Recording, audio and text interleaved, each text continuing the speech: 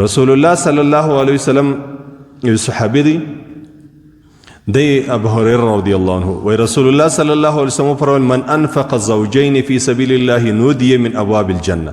کله چې یو سړی جفت دو شان د الله جل جلاله په لار کې صدقه وري نو الله تبارک وتعالى به د جنت د دروازو سره وغواړي. دو شان رسول الله صلی الله علیه وسلم مثال دی ویلی دی. اوس مثلا یو سړی دوی روژې ونیسي دام د الله د رضا دپاره د الله د رضا حاصلول دپاره یو زبردست سبب د دې دی چې الله جل جلاله دی وبخښي. یا یو انسان دوه رکعته نفل وکړي یا یو انسان دوی پاری تلاوت وکړي یو انسان دو آیات کریمه تلاوت وکړي یو انسان دوی صدقې وکړي مطلب دو پسونه د الله د رضا دپاره صدقه کړ دو غوایي د الله دپاره صدقه کړ دو اوښانې د الله د رضا دپاره صدقه کړ.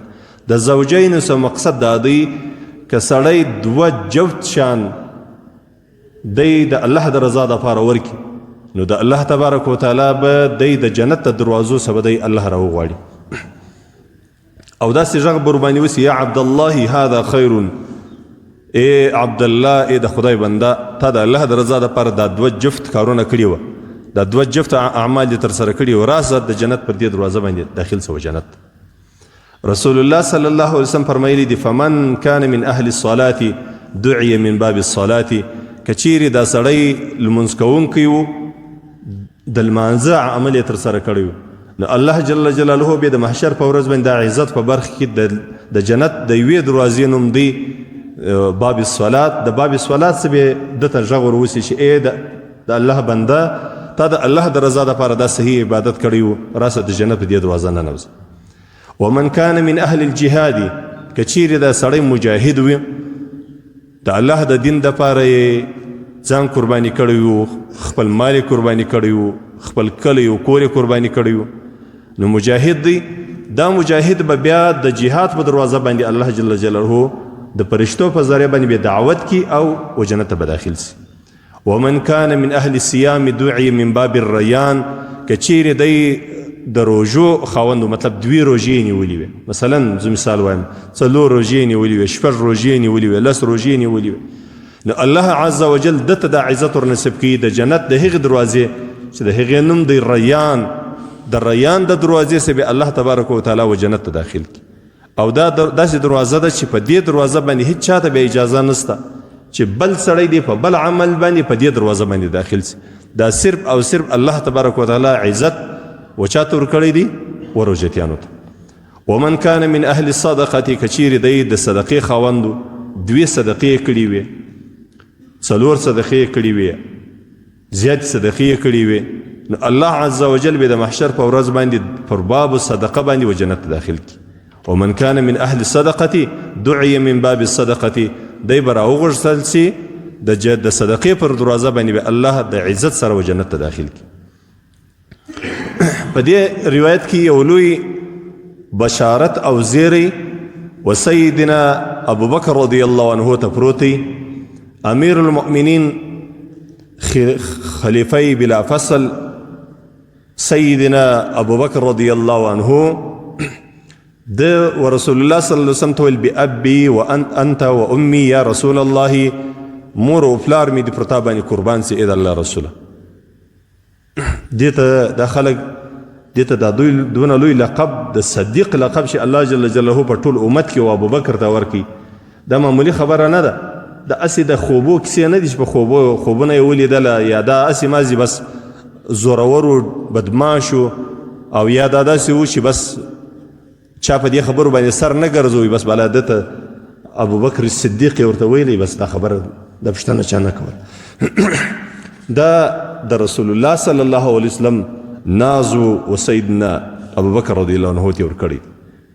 ته ګوره په دې روایت کې رسول الله صلی الله علیه وسلم دته څونه عجب زیری ورکړي د جنت. ده ورته ویل ای د الله رسوله مور او پلار مې دې پر تا باندې قربان سي. ای د الله رسوله ما على من دعي من تلك الابواب من ضروره فهل يدعى احد من تلك الابواب كلها.